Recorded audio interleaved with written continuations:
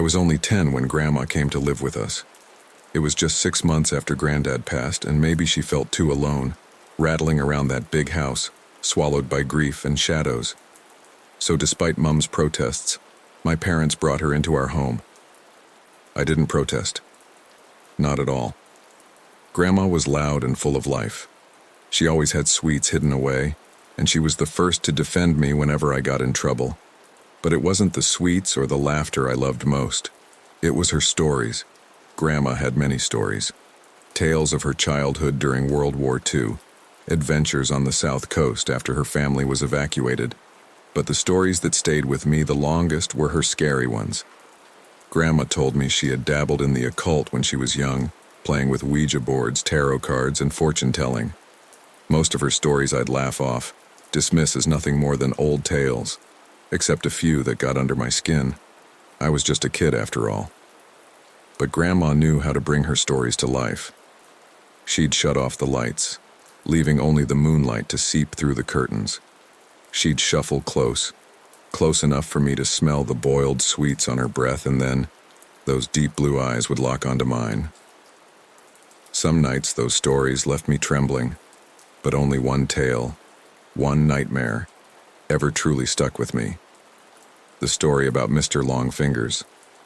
One night, after asking why Grandma loved her long, candle-lit baths, she leaned in, her face grave. "It's the only place I'm safe," she whispered. "People like me, who are sensitive to certain things, we have to be careful. I couldn't possibly take a shower, too risky." I shivered. "Why is it risky, Grandma?" She half turned, eyes glinting under the moonlight. "Only risky if you close your eyes for too long. If you ever shut them longer than 10 seconds, well, that's when he comes." "Who?" Her breath slowed, her voice dropping to a whisper. "Mr. Longfingers." I swallowed hard. "Who's Mr. Longfingers?" "No one knows for sure." Her gaze darkened. "Some say he's drawn to the heat, to the steam. Others believe he's something worse, a creature from somewhere we can't understand. No one who's truly seen him can tell you." I held my breath. "Why not?" Grandma leaned in close, her face inches from mine. "Because they never survive." The room seemed to shrink, the air turning thick around me. "But you'll be fine," she said. "Just follow the rules. Never close your eyes for too long. 5 seconds is fine, 10 is pushing it. But never, never go past 15. I couldn't speak. "And if you hear a noise, the tapping, the tap, tap, tap of fingers against the glass." Her voice trailed off, but her eyes pierced through the darkness, straight into mine. "If you ever hear it, promise me one thing," she said, her voice barely a whisper now. "What?" "Promise me you'll never open your eyes." That night, I didn't sleep. I couldn't. Every time I closed my eyes, I felt something watching. Every dream was full of long fingers reaching out from the darkness. But it wasn't just my dreams. In the shower, the water crashing around me, I couldn't shake the feeling that something was there. 5 seconds with my eyes closed, then 10. I'd hear the sound in my head. Tap, tap, tap. And I'd open my eyes too quickly, shampoo stinging my vision. I'd always check the glass, just to make sure I was still alone. It wasn't long before my mum found out. She heard me crying out in my sleep, and when I told her about Grandma's story, she was furious. That night, I could hear Mum whispering angrily to Dad through the walls. Grandma had crossed a line. The next night, Grandma visited me, her face soft but sad in the dim light. "You know I'd never let anything happen to you, right?" she asked. I nodded, but her eyes weren't the same. "I'll keep you safe," she promised. "I'll scare him away. I'll face Mr. Longfingers for you." A week later, I found her. The sound of water woke me, a steady stream coming from the bathroom. I ran to the door, banging on it with all my might. "Grandma! Grandma!" But there was no answer. I tried the handle, the door swinging open with a wave of heat and steam. And then I saw her. Grandma, naked, crumpled in the shower. Her eyes were wide and bulging, her hand curled against the glass, leaving fresh finger marks in the steam. They said it was a heart attack. Quick, painless. But I knew better. Even at 10 years old, I knew. Now, years later, I still can't take showers. I refuse to.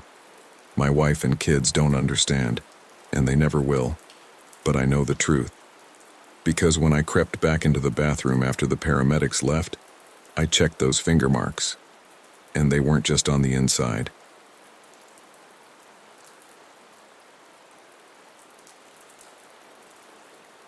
My wife Mia and I have been together for 6 years, married for 11 months. Throughout our entire relationship, there was never anything odd about her. She was always the calm one, the serious one, the one with her head on straight. If there was ever a person you'd say was grounded, it was Mia. Nothing out of the ordinary ever happened, and she never gave off a single red flag. Until recently. Mia's always been so composed, kind, intelligent, and sensible. She was the one who kept things in line, the person who didn't have a single ounce of childishness or absurdity in her. If you asked anyone who knew her, they'd tell you the same. She wasn't into horror or creepy things. She wasn't a prankster. If I ever joked about her lightening up or trying to be less serious, I never meant anything like this. It was like something snapped inside her, something that I can't explain. I remember when we first started dating, she agreed to watch The Shining with me, knowing I loved horror. It scared her so much that we had to turn it off halfway through. That was Mia. Horror just wasn't her thing, and I was fine with that. I understood. But that's what makes everything that's been happening feel so wrong. This is not her.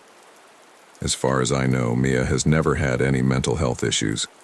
It doesn't run in her family, and in the 6 years we've been together, I've never seen any indication that she was hiding something. If there had been, I would have noticed it, right? But now, I'm not so sure. It all started 2 months ago. I was rushing out the door for work, my morning coffee in hand. I was already late and couldn't stop at Dunkin' for my usual fix. I was halfway down the hallway when something caught my eye. Mia. She was standing at the end of the hall, just barely visible. Her head was peeking out from around the corner, only her eyes and a few strands of her long dark hair showing. It startled me so much that I almost spilled my coffee, burning my lips in the process. "Jesus, Mia!" I snapped, wiping the hot coffee from my pants. "You scared the hell out of me." She didn't respond. Instead, she quickly ducked back behind the wall, and I heard her scurry off down the hall. By the time I reached the door, she was gone, out of sight. I stood there for a moment, wondering what the hell she was doing. It wasn't like her to play games or try to startle me. I found it strange, but I also laughed it off. Maybe she was trying to be playful, something new. I shouted that I loved her and called her a weirdo before heading out the door. I heard her laugh as I closed it behind me. The whole thing was odd, but certainly not worth dwelling on. By the time I got to work, I'd nearly forgotten about it, and by the time I got home that night, everything was back to normal. Mia was herself again. She didn't mention anything, and neither did I. 3 days later, things got stranger. It was around 2 a.m. when I woke up thirsty. I went downstairs to get a drink, standing in the kitchen, a jug of orange juice in hand when I felt it. The feeling of being watched. The kind of feeling that makes the hairs on the back of your neck stand up. For whatever reason, I glanced down at the floor. Mia was there. She was crouched on the other side of the kitchen island, staring up at me with those wide, unblinking eyes. And she was smiling. No, grinning.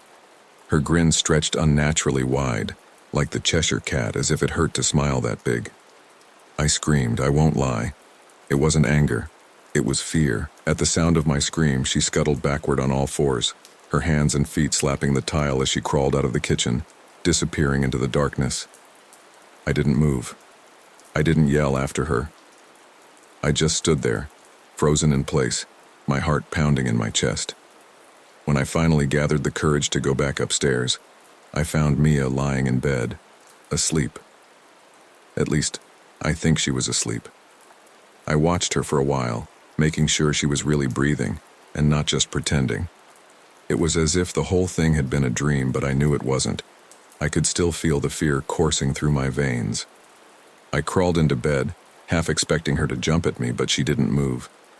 Her breathing was steady, soft, as though nothing had happened. The next morning, I waited for her to come down for coffee. When she did, I handed her a mug and kissed her on the cheek. I tried to bring up what had happened the night before, hoping I could get some kind of explanation. "What was that last night?" I asked casually, trying to keep my tone light. I didn't want to embarrass her. She frowned, shaking her head as if she had no idea what I was talking about. "You were peeking at me," I said, pointing to the spot near the kitchen island where she had crouched. She followed my finger, then burst into laughter. Her reaction caught me off guard, but I found myself laughing with her. It was strange, unnerving, but I brushed it off. "You creep me out sometimes, you know that?" I teased. She giggled and wrapped her arms around my neck. "You creep me out all the time. So, I guess we're even." She kissed me and we left for work, but the entire day I couldn't shake the image of her, crouched like that, grinning at me. It was bizarre, but I told myself it was nothing. Just her way of loosening up, maybe even trying to indulge me in my love for horror. But it didn't feel right. Over the next few weeks, it kept happening. I would find Mia peeking at me from behind doors, from around the corners, or sometimes even hiding in strange places.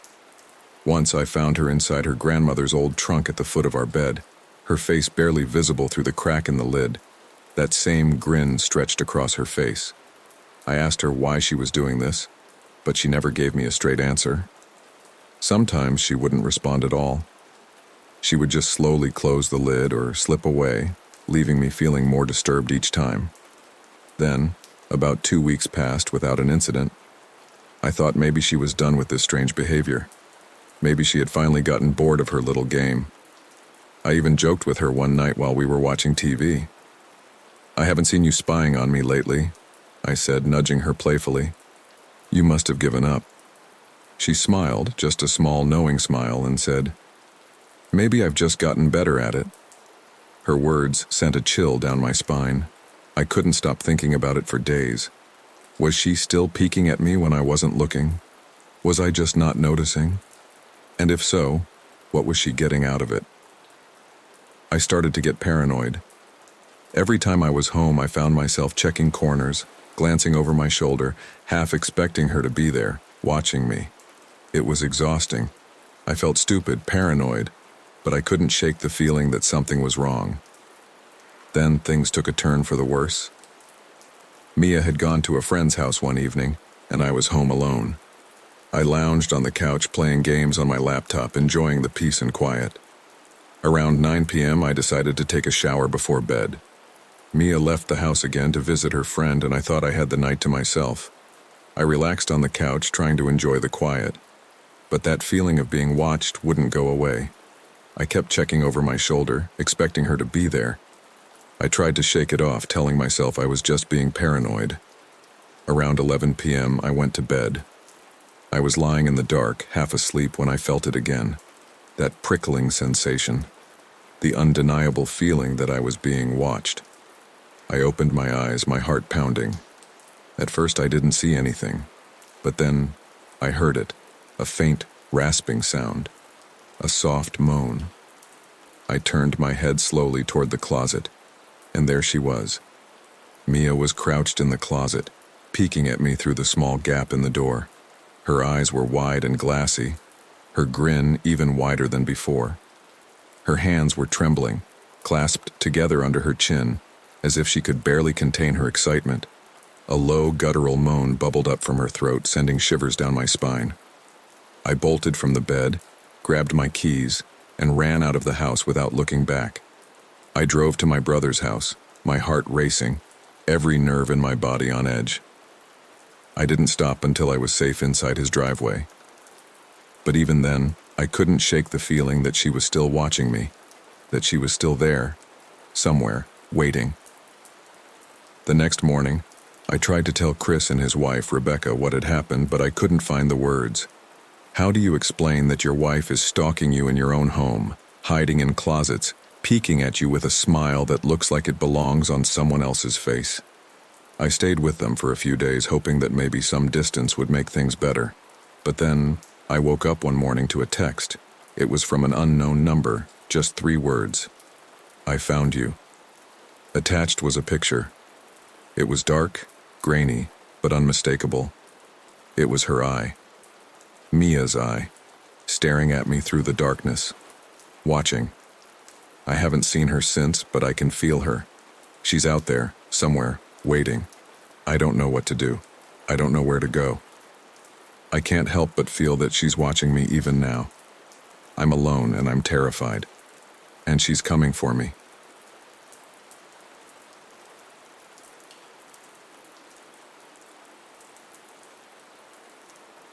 In the early 1970s, long before I was born, my dad worked as a trail guide in the remote mountains of California. His days were spent leading groups of tourists on horseback through rugged, isolated trails, far from the safety of civilization. He met countless people in his time there, but one stood out, a Native American man who started as a regular customer and eventually became a trusted companion on the trail. This man came from a reservation, though he never shared where. He never spoke about his past either, or why he had left his home. There was a quiet darkness about him, but he was friendly enough that my dad never pried, figuring some things were better left unspoken. One particular day, my dad, his brother, and this Native American friend found themselves guiding a group of tourists along a trail that twisted through the chaparral-covered hills. The sun hung low in the sky, casting long shadows over the land. The group laughed and joked as the horses plodded along, the tourists snapping pictures with their bulky cameras. It seemed like just another ordinary day. But then, something broke the rhythm. A sharp voice called out from the back of the group, "Coyote!" A finger pointed toward a small valley on the left side of the trail. Everyone turned to look. Coyotes were common in the area, but this one felt wrong. My dad, his brother, and their friend stopped their horses, allowing the group to get a good look. At first, it seemed like any other coyote, but as they stared, unease began to settle in. The creature's legs were disturbingly long and thin, too long for a normal coyote. It didn't move right either. Instead of the smooth, natural gait of an animal, it moved unnervingly, lifting both legs on one side of its body like a camel. "What's wrong with it?" my uncle muttered, his brow furrowed as he kept his eyes fixed on the creature. "It's sick, or something worse." Its snout was far too long, unnaturally stretched, and it held its head high, sniffing the air as if searching for something unseen. My dad tried to brush it off, saying it was likely just a deformed animal, and for a moment, that explanation hung in the air. But their friend, the Native American man, had gone deathly quiet. He wasn't laughing or joking anymore. He was trembling, his eyes locked on the creature, face drained of color. Sensing his fear, my dad put a hand on his shoulder and asked, "What's wrong?" With a voice that barely escaped his throat, the man raised a shaking finger and pointed at the creature. "Look at the tail," he whispered. Confused, my dad squinted into the distance, searching for what his friend saw. His blood ran cold when he realized what was wrong. The coyote had no tail, and as that realization settled in, the coyote stopped, turning its head slowly toward them. Its eyes, deep, unnatural, and far too human, locked onto theirs.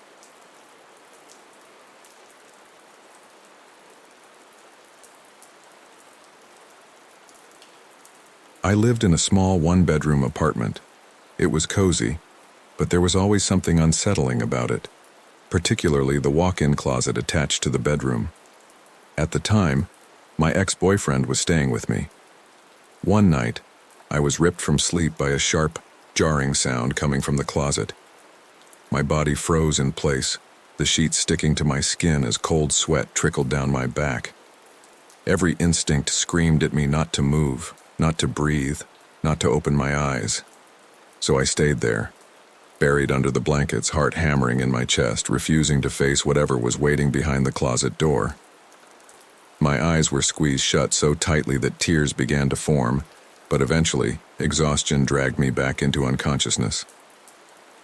The next morning, trying to shake off the eerie feeling that still clung to me, I hesitantly opened the closet. One of the bags that had been on the shelf had fallen to the floor. I exhaled shakily, letting the wave of relief wash over me. Phew, I muttered to myself, brushing it off as nothing more than an accident. I continued my morning, getting ready for work, eager to forget the night. But as I was leaving, my ex mentioned something that made my blood run cold. He said he had a nightmare. Curious, I asked him what it was about. "The closet," he said. My stomach twisted. Trying to keep my voice steady, I asked, "What about the closet?" I expected him to mention the noise, or maybe he had heard something too. Instead, his answer made my skin crawl. "I saw you standing in the closet, walking backwards."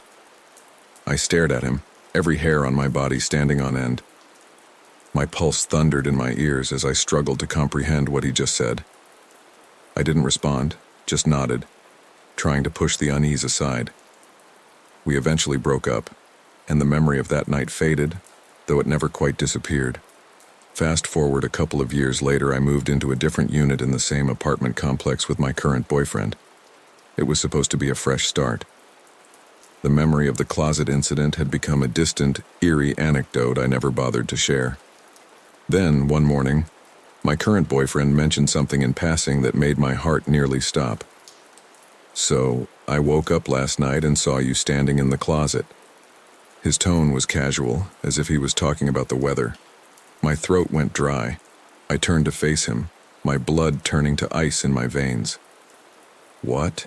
I whispered. "I saw you, standing in the closet," he repeated, oblivious to the panic rising inside me. I felt the room closing in around me. I had never told him about what happened with my ex, and more importantly, I don't sleepwalk. This happened within the last 4 years. The dread lingers, a shadow that refuses to leave, reminding me that sometimes the scariest things aren't the ones you can explain.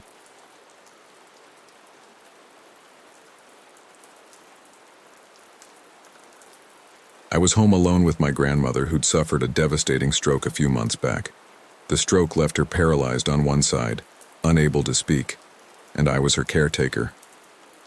It was Easter night. My mother and aunt had thrown a big dinner, then disappeared, leaving me with a mess that needed cleaning. Midnight crept in and exhaustion clung to me, but I had to clean up after putting Nana to bed.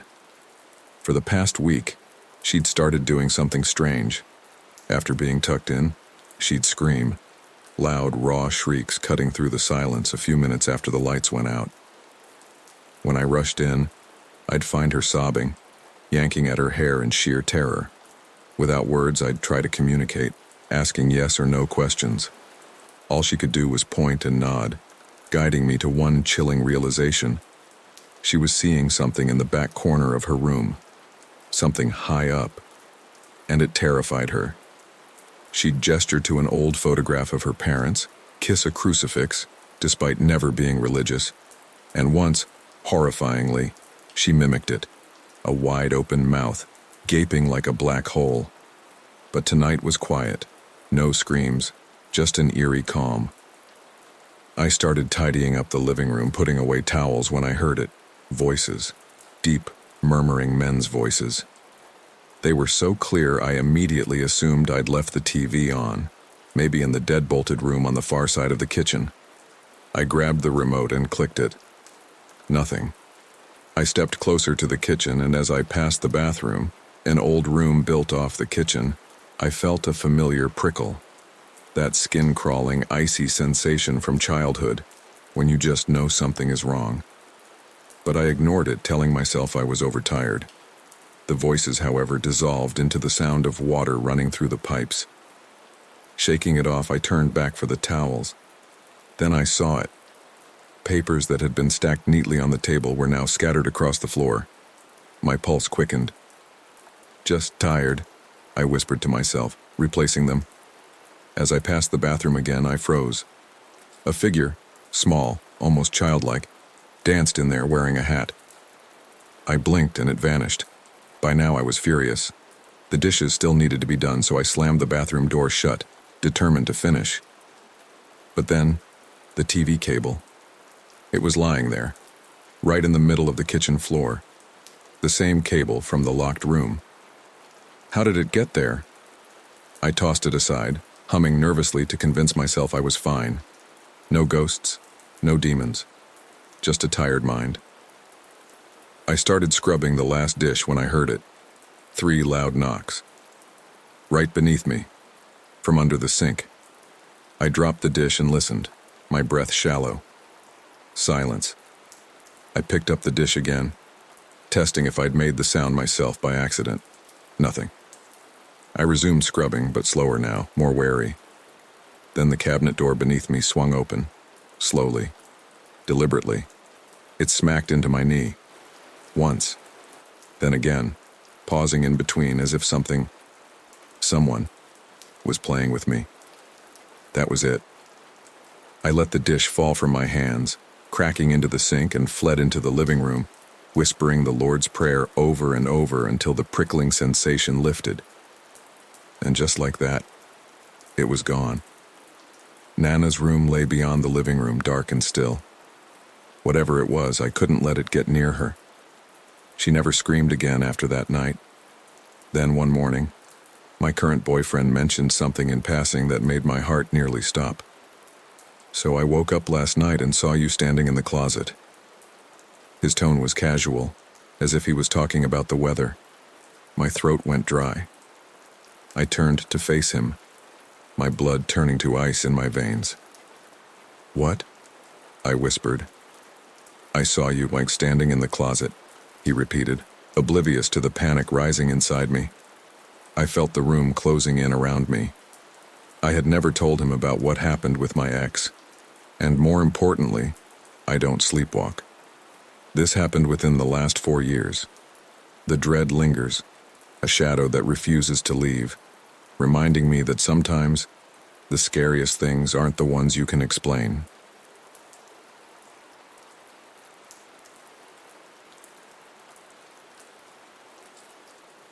I had only been living in my first apartment alone for about 2 weeks. It was a basement unit, dirt cheap, of course, but it came with a price. The windows were right at ground level, so you could always see people's legs and shoes as they passed by. There were 2 bedrooms. I slept in one, the blinds always shut tight. But in the other, the blinds were wide open because of some water damage. The room was empty, just cluttered with boxes from the move. One night I was deep asleep when, out of nowhere, I shot awake.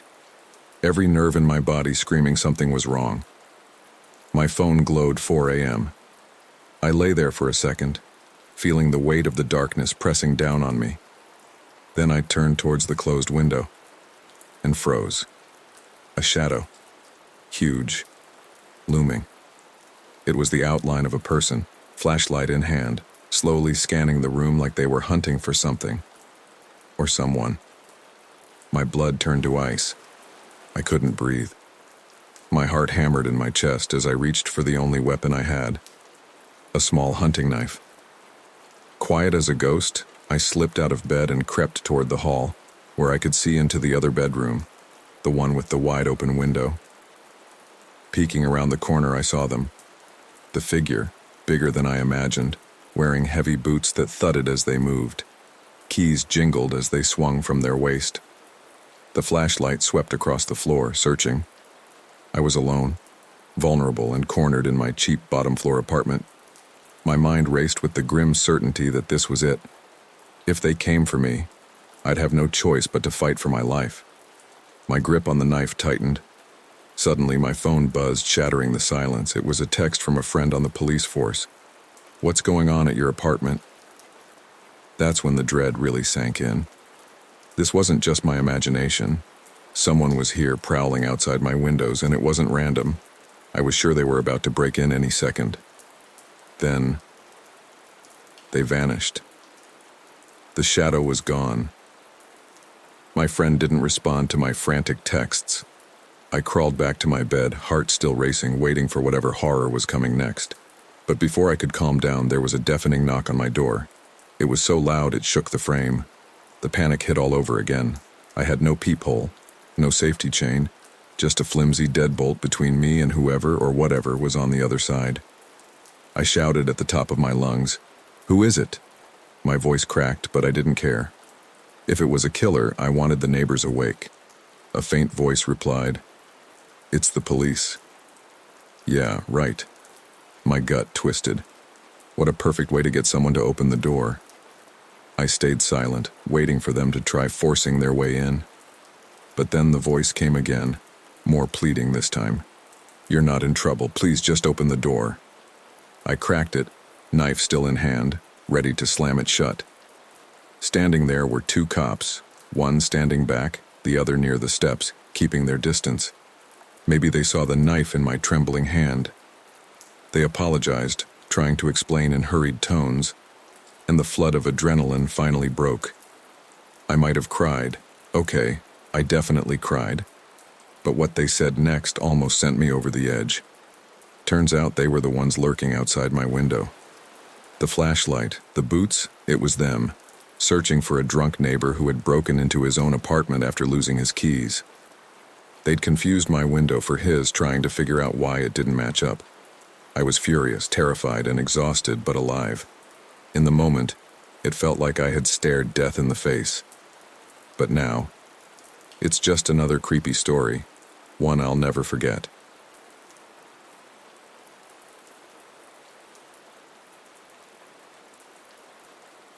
This happened just a few years ago, back when I was involved in a trade most of you would consider unsavory. I was young, desperate, and frankly, if you're good at something and it pays well, why not embrace it?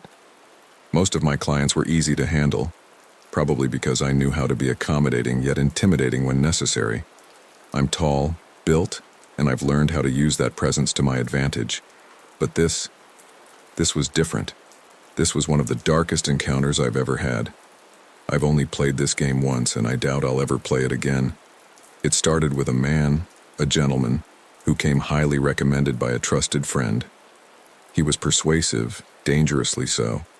I suspect he might have drugged me, something in the food or drink he offered. I should have known better than to accept anything in a stranger's home. But he seemed trustworthy, and I was starving. That night felt heightened, like every sensation was turned up to 11, and by the time I realized how wrong it all was, it was already too late. The first red flag should have been the plastic sheets. I've seen them before, but usually for golden showers, and he hadn't mentioned anything like that. Still, I shrugged it off. Maybe he was overly cautious about the massage oils. But then came the box, a dark, heavy thing that he placed on a table beside the bed, surrounded by flickering candlelight. When I undressed him, I noticed the scars, so many scars, crisscrossing his torso, arms and legs. For a man of wealth and status, it was strange, unsettling. I thought perhaps that's why he was willing to pay so much, because he was ashamed of those marks. The massage went on for an hour, and then came the moment I expected things to take the usual turn. But instead of the typical routine, he reached for the box.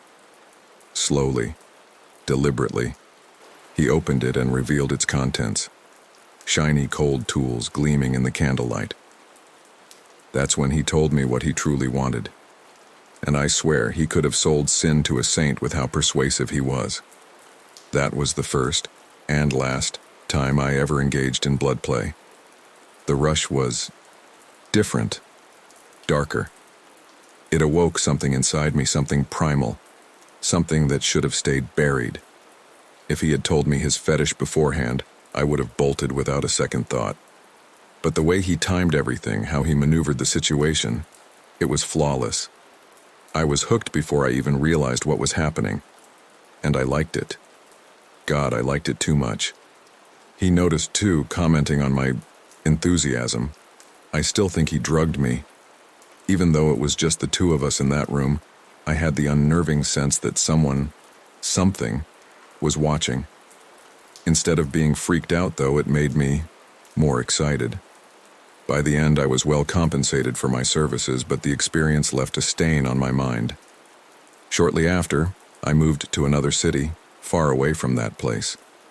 3 months later, my friend reached out again with an offer I almost couldn't refuse. Another meeting, all expenses paid.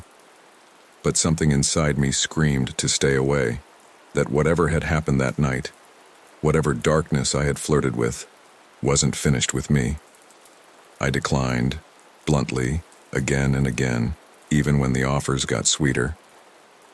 The gentleman even suggested meeting me in my new city, but I stood firm. It was harder than I care to admit. The money was considerable, but I've learned to trust my instincts, and every one of them was telling me that going back to that man would be a fatal mistake. In the end, they stopped asking, but that sense of something wrong, something dark, lurking just beneath the surface, never really left me, really left.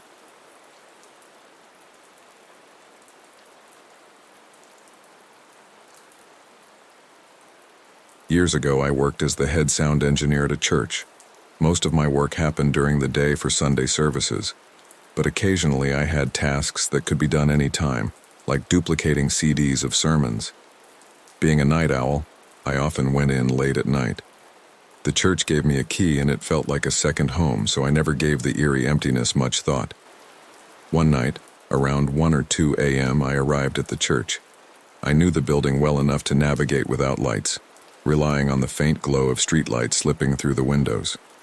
The place was engulfed in shadows, with only a few beams of light barely penetrating the thick darkness. The layout of the church was simple: a foyer that opened into the sanctuary, with a balcony where the sound booth and the CD duplicator were located. That balcony overlooked the entire sanctuary. Acoustically, the place was perfect. If someone spoke on stage, you could hear it crystal clear from the balcony even if you couldn't see them. It was unnervingly quiet that night, just me and the empty void of the sanctuary below. I climbed the stairs to the sound booth and flicked on a single overhead light. The rest of the church stayed submerged in shadows, but I felt at ease. After all, I'd spent countless nights here. The peaceful silence of the vast, darkened room surrounded me as I got to work duplicating the CDs. About an hour in, the silence shattered. A sound echoed from the pews below me. Clink, clink. I froze, staring down into the dark, trying to locate the source. The sound was unmistakable. The distinctive clink of ceramic coffee mugs hitting one another. I knew it all too well. The church had a coffee station where people would leave mugs scattered around. They made that same sound when baristas gathered them up. But why was I hearing it now? In the dead of night. I stared into the blackness, peering hard from the balcony, trying to see what could possibly be down there. But the shadows swallowed everything. I couldn't shake the feeling creeping up my spine. I had to know. Descending the stairs, I flipped on the lights in the foyer and cautiously entered the sanctuary. It was quiet again. The sanctuary hadn't been cleaned since Sunday, so I assumed there were still mugs lying around. I walked the aisles, scanning every row. Nothing. Then I knelt down, peering beneath the pews. Sure enough, there were a few mugs scattered across the floor, but none were close enough to have made that sound. The mugs were spread far apart, too far to clink together. A cold chill spread through me, but I brushed it off. Maybe I was imagining things. I turned off the lights and headed back up to the balcony, the single light bulb above barely offering any comfort. I continued working, trying to convince myself it was just my mind playing tricks on me. Then, it happened again. Clink, clink. The same sound, the same spot. My heart pounded as I stood up, scanning the sanctuary below. The sound was clear, distinct. The mugs couldn't have made that sound on their own. I knew that. I rushed downstairs, flipping the lights back on, my heart racing. Dropping to my knees again, I looked under every pew. Nothing. The mugs lay undisturbed, far apart, silent. Frustrated and unnerved, I left a light on in the sanctuary this time. I wasn't taking any more chances. Back up in the balcony, I locked the door behind me. I wasn't paranoid. I was being careful. Another half-hour passed, the silence returning. I began to relax, convincing myself it was all over. Clink. A gunshot in the stillness. I stood, staring out over the dimly lit sanctuary. Nothing. No movement, no tricks, no explanation. But the sound persisted like some unseen force mocking me. I wanted to run, but I had to finish. I forced myself to stay, hoping it would stop. Eventually, it did. The silence returned, and I allowed myself to believe that maybe it was over. I turned off the light in the sanctuary. I wasn't going to let a sound dictate my fear. I went back to my work, leaving the balcony door unlocked. Then it happened. The moment that still haunts me. Without warning, the entire sanctuary shook violently, a deep, thunderous rumble vibrating through the air. It wasn't just a sound. It was the whole room trembling. My breath caught in my throat as I stared at the soundboard. The LED levels spiked into the red as if the system was overloaded, but no mics were plugged in, no speakers were active. The church wasn't even set up to make sound. Time seemed to stretch as I stood there, paralyzed, the shaking growing stronger. The walls themselves felt like they were vibrating with some invisible force. And then, just as quickly as it started, it stopped. Silence. My heart was racing, my hands trembling. I bolted out of the church, leaving everything behind, the sound of that final clink echoing in my mind. I never found a logical explanation.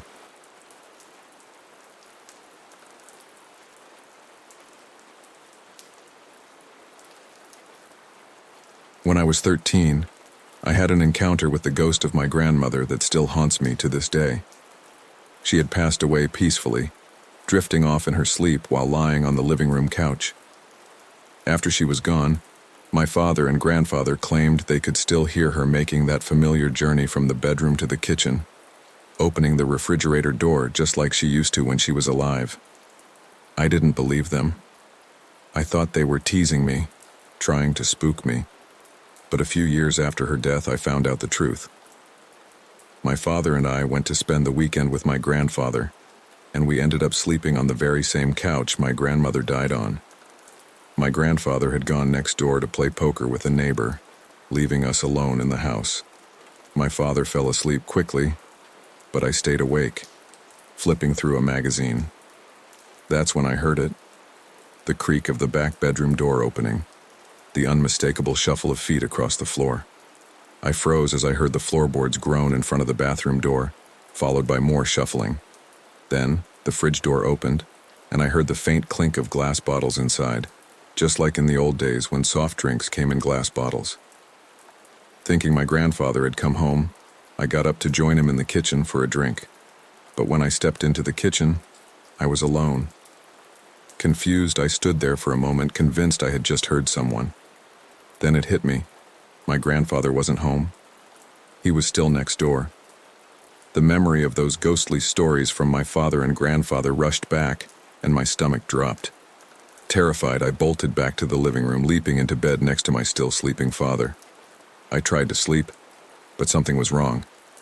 I woke with a jolt, paralyzed by a fear so intense I could barely breathe. I was lying on my right side, but someone, was there. I could feel it. Slowly, I worked up the nerve to turn my head, my blanket still covering my face. What I saw sent a chill through my entire body. A shadow cast on my blanket, the outline of a head and shoulders, of a woman. She had a beehive hairdo just like my grandmother always wore, even long after it went out of style. I could hear heavy, labored breathing coming from the shadow. I lay there, frozen in terror, until I finally gathered the courage to pull the blanket from my face.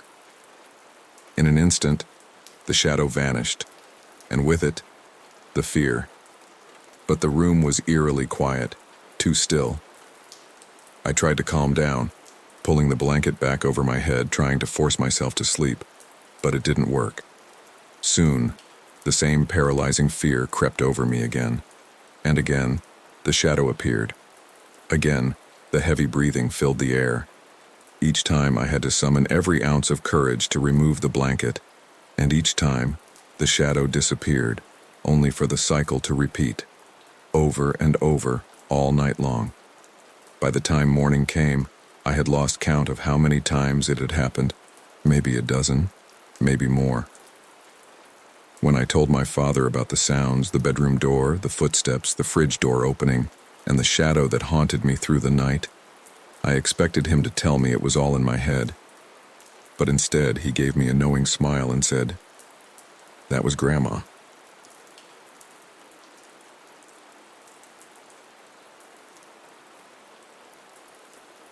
I love riding my bike along the desolate country roads of Three Oaks, Michigan. There's something eerie about how the quiet stretches of road seem to whisper, their silence broken only by the occasional rustle of cornfields. One recent Saturday, with my wife working and my day free, I decided to strap my bike to my car and drive the hour to Three Oaks. I parked in the seemingly peaceful downtown, then pedaled out into the vast, empty countryside. The farther I rode, the more isolated I became. The houses disappeared, the businesses thinned out, and soon I was surrounded by nothing but endless cornfields and dark thickets of trees. Occasionally, I'd pass a lonely house standing like a forgotten sentinel along the road, but mostly it was just me and the silence. That's when I noticed the minivan. It rolled past me, slowly, as if watching. Within moments, I heard it turn around. The sound of gravel crunching under its tires sent a shiver down my spine. It pulled alongside me and I looked over. The passenger window slid down. A woman, mid-20s, stared out at me, her face blank, almost doll-like. The driver leaned over her, a man around the same age with a broad, unsettling smile plastered across his face. His voice dripped with a faint southern drawl. "Hey, do you know David Christ?" he asked, eyes fixed on me. I froze for a second. David Christ? I didn't know the name. "No," I replied. "I don't know any David Christ." The smile never wavered. "You don't know him at all?" he pressed. "No," I repeated, apologizing, and pedaled off, trying to shake the discomfort that had settled deep in my gut. The van lingered for a moment, then slowly made a U-turn and drove away. I chalked it up to nothing. Maybe they were lost, looking for a friend. But still, I couldn't shake the feeling of being watched. I continued on, trying to lose myself in the peaceful ride, but about 10 minutes later, I saw the van again. This time, we were heading toward each other on a different road. The driver smiled again, that same wide, toothy grin as he passed. My heart skipped. What were the odds of running into them twice? I kept riding, turning down random roads, trying to throw off the unsettling feeling creeping up my spine. But the third time I saw the van, the smile was gone. They were behind me now, slowly pulling alongside. The man leaned out again, but this time his face was cold, empty. "Do you know David Christ?" he asked, his voice flat, no longer friendly. 30 seconds passed in silence. His eyes bored into me, the woman beside him eerily silent. "No," I said firmly, but this time my voice was shaking. I pedaled away quickly, adrenaline starting to pump. My mind was racing. How had they found me again? I had been twisting and turning through these back roads, and yet, there they were. Something wasn't right. I was deep in the countryside now, with nothing around but cornfields and thick woods. The roads were empty, stretching endlessly in either direction. As I glanced over my shoulder, I saw the van crawling behind me, slow, deliberate. My grip tightened on the pocket knife in my bag. But then a horrible realization dawned on me. If they wanted to, they could easily run me down. As I neared a fork in the road, a gravel road veering right and a dirt path to the left, I saw the van coming around the corner ahead. My heart pounded in my chest. I didn't stop. I couldn't. The van slowed as it drew closer, and I felt the driver's eyes on me again. This time I didn't meet them. I pushed harder, pedaling faster than I ever had, though I knew I could never outrun them. I glanced back. The van was still sitting in the middle of the road, its headlights piercing the quiet countryside. In a panic, I veered down the dirt path, hoping they wouldn't follow. The van didn't move. It just sat there, watching. I kept riding, not stopping until I was sure I was far enough away. Finally, I stopped and crept along the cornfield's edge, peeking back at the road. The van was slowly driving off, disappearing into the distance. Relief washed over me, but I didn't wait long. I darted back to my bike, cutting through back roads, praying they wouldn't find me again. I made it back to the town center without seeing them, but even as I drove home later, their faces haunted me. Their strange, vacant expressions, the repeated question echoing in my mind. When I got home, I couldn't stop thinking about it. Who was David Christ? Why did they keep asking? My curiosity got the better of me, and I Googled the name. What I found sent a chill down my spine. David Christ had stabbed a man at a gas station in Tennessee back in 2013. The mugshot accompanying the article showed a man who looked almost identical to the driver of the van. Same smile, same baseball cap, same goatee. The man had turned himself in, but there was no record of him in the prison system. Somehow, he was free. And now, he had found his way to the back roads of Michigan. But why did he keep asking if I knew him? What did he want from me? I still don't have the answers. But one thing I do know, I'll never ride those roads again. And I'll never forget the name David Christ.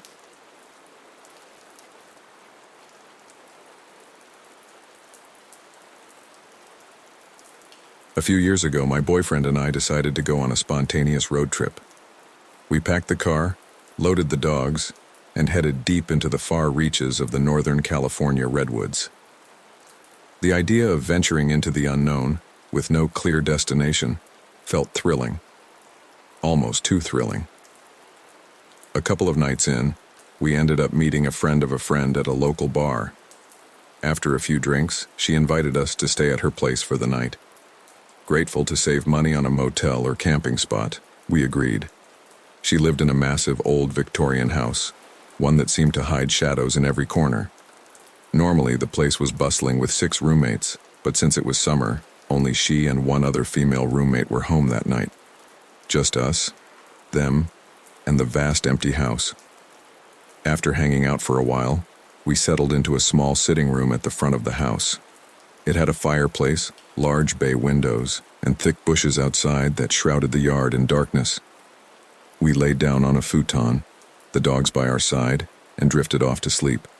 The house was still, silent, until suddenly, a loud, echoing doorbell jolted us awake.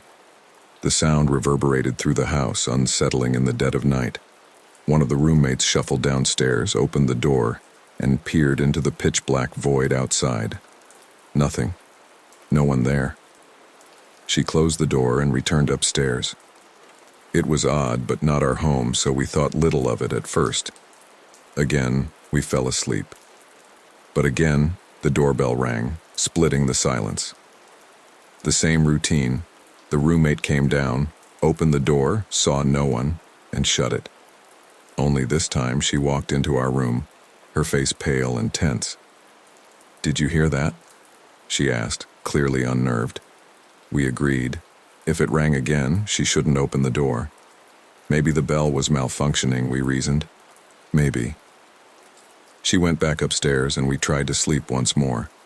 That's when my dog started growling. A low, deep, guttural growl that I'd never heard before. He's usually calm, friendly, even with strangers. But this was different. Something had him on edge. Something out there. We hushed him, telling ourselves it was just the unfamiliar surroundings. But there was a sinking feeling in the pit of my stomach. Then, out of nowhere, I was jarred awake by my boyfriend leaping from the futon, slamming his hands against the bay window and yelling. My heart raced as I realized what he was seeing. Just a few feet away, a man's face, pressed against the window, watching us, his eyes locked on ours. My boyfriend grabbed an axe we had from camping and tore out the door, chasing the man down the street. I can only imagine the terror that must have flashed through the intruder's mind as he ran. But he'd been there, right there, watching us sleep. We didn't sleep after that. No one did. We stayed up, waiting, watching, guarding. The thought that still sends chills down my spine is why he was there. He wasn't trying to rob the place. He rang the doorbell multiple times, watching who came to the door. He wanted to see who was home, who he could prey on, and he was ready to do it. That night still haunts me. The memory of his face in the dark, watching from the other side of the glass.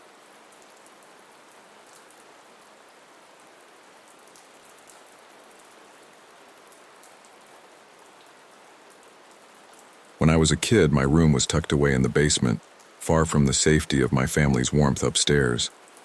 The rumpus room was large, almost cavernous, and while I felt a sense of independence having such a space to myself, it was an eerie, isolating kind of independence. At night, when the house grew still, I couldn't shake the unsettling feeling of being so far from everyone, as if the basement itself was a world apart from the rest of the house. I used to have this old hi-fi player, a gift from my dad. Every night he'd load a CD into it before heading off to bed, telling me the music would help me sleep. The soft hum of the machine and the familiar tracks, from Pink Floyd to the Stranglers, became my lullaby.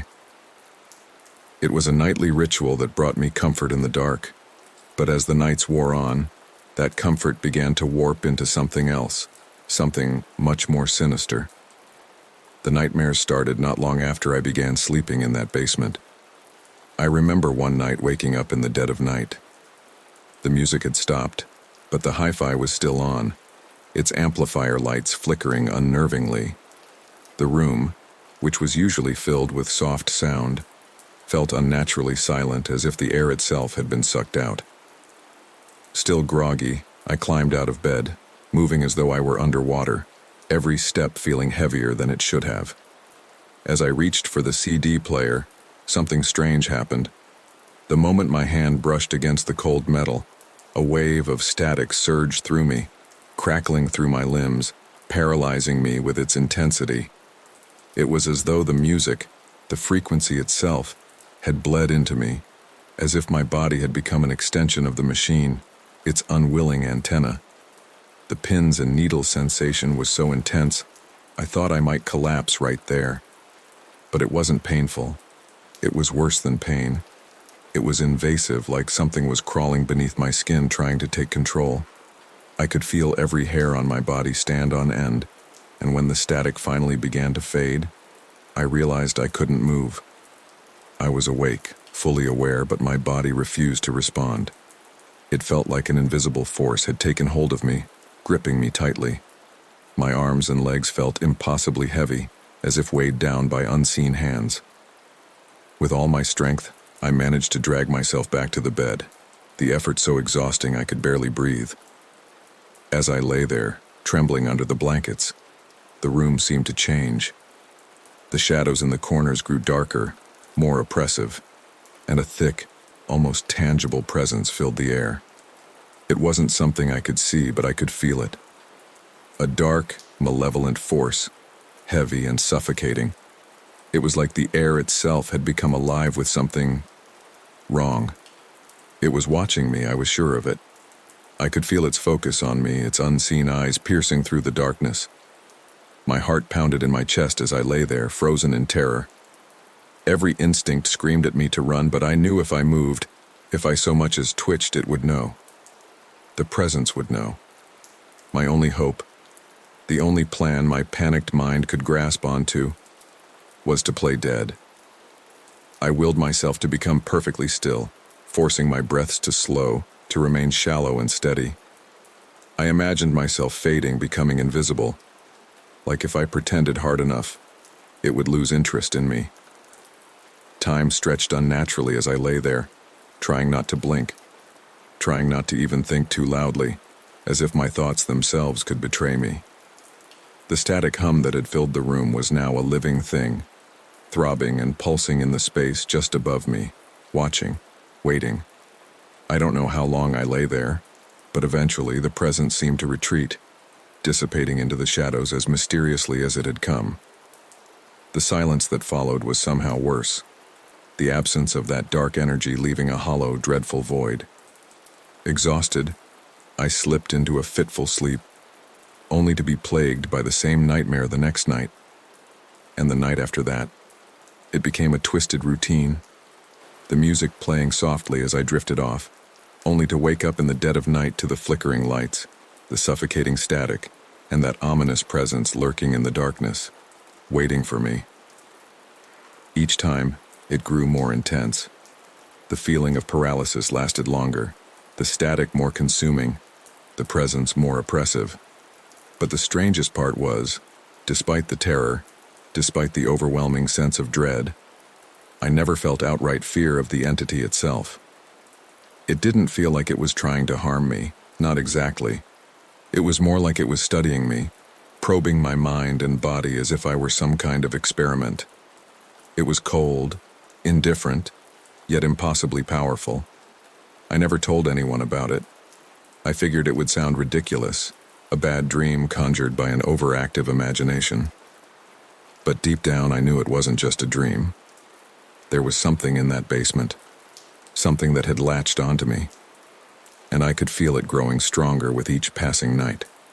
Looking back now, I'm still not sure what it was, whether it was a ghost, a malevolent spirit, or something else entirely. But whatever it was, it knew me. It knew my fears, my thoughts, my every move, and it fed off that knowledge. And though I've long since moved away from that house, every now and then in the dead of night, I wake up to that same flicker of static in the air, and I wonder if it ever really left me at all.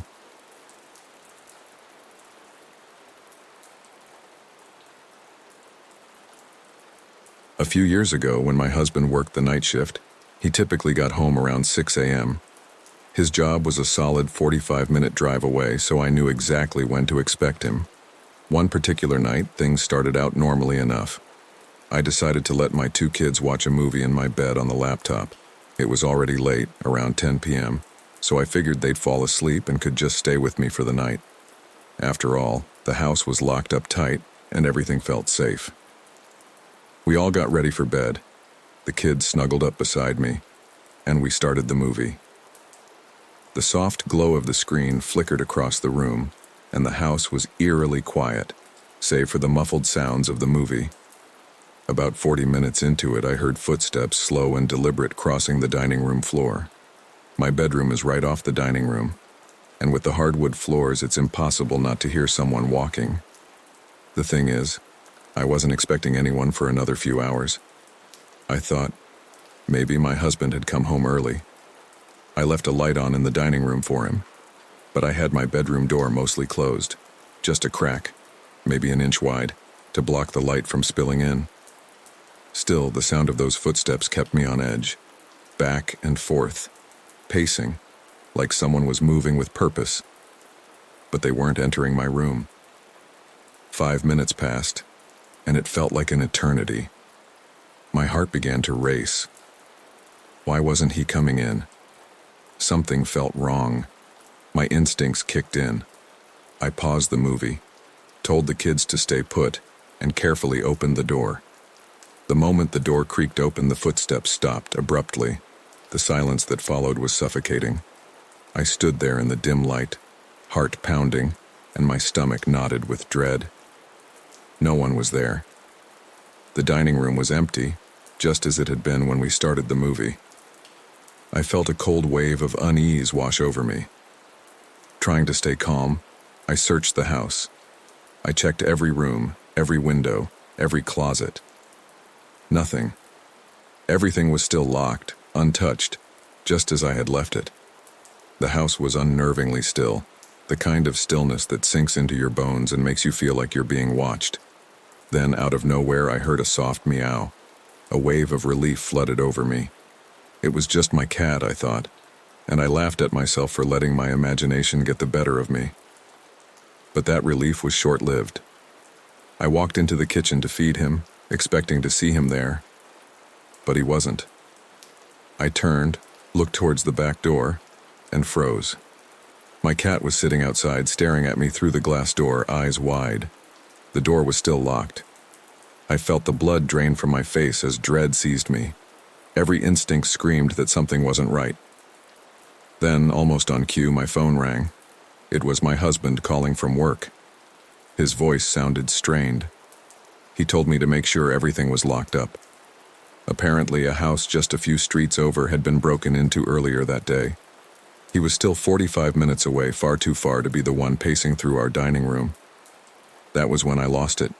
The reality hit me like a wave of ice. Whoever, or whatever, I had heard was not my husband. I broke down, tears blurring my vision as I rushed to check the locks again, my heart pounding so hard I thought it might burst. I was trapped in my own home, terrified of what might still be lurking in the dark, unseen, waiting.